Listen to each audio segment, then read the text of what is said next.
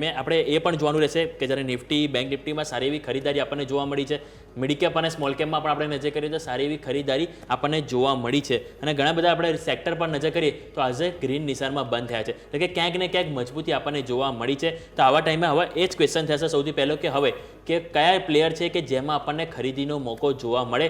તો અર્પણ સર તમારી પાસે હું આવીશ અને જણાવો કે હવે કયા સ્ટોક છે કે જેમાં ખરીદીની સલાહ આપના તરફથી રહેશે.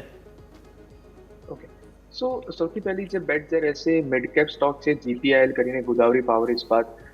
200 ના લેવલની ઉપર જે એક સ્ટ્રોંગ રેઝિસ્ટન્સ છેલ્લા ઘણા સમયથી 190 ના લેવલની આસપાસ રેઝિસ્ટન્સ ફેસ કરી રહ્યો હતો અને આજે ફાઇનલી એ 192ના ઝોનની ઉપર અને જે ક્લોઝ આપ્યો છે સ્ટ્રોંગ ક્લોઝ છે જીપીઆઈએલ.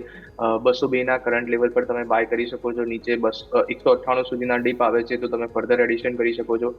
નીચે 190ના સ્ટોપ લોસથી તમે આ કાઉન્ટરને હોલ્ડ કરી શકો છો અને ઉપરની સાઈડ પર 215 થી 225 રૂપિયા સુધીના અપસાઇડના ટાર્ગેટ એક્સપેક્ટ કરી શકો છો. બીજી જે એક બેટ જે રહેશે એ થોડી કોન્ટ્રા બેટ રહેશે, એ રહેશે ઇન્ફોસિસ.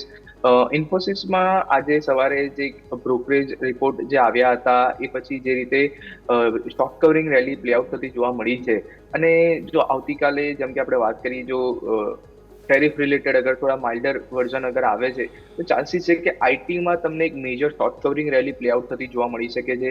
તો આઈટી સેક્ટરમાંથી ઇન્ફોસિસ 1550ના કરંટ લેવલ પર બાય કરી શકો છો, નીચે 1510ના સ્ટોપ લોસ રાખી શકો છો અને ઉપરની સાઈડ પર 1600 થી 1630 રૂપિયા સુધીના અપસાઇડના ટાર્ગેટ ઇન્ફોસિસ માટે અપસાઇડ પર એક્સપેક્ટ કરી શકો છો. ઓકે, તો વ્યૂ આ પ્રમાણે અહીંયાથી ખાસ જીપીઆઈએલ એટલે કે ગોદાવરી પાવર એન્ડ ઇસ્પાત અને ઇન્ફોસિસમાં ખરીદવાની સલાહ તમને અહીંયાથી ખાસ બની રહી છે. પરિણામો બસ હવે આવશે થોડા દિવસોમાં, નજર રાખવાની રહેશે.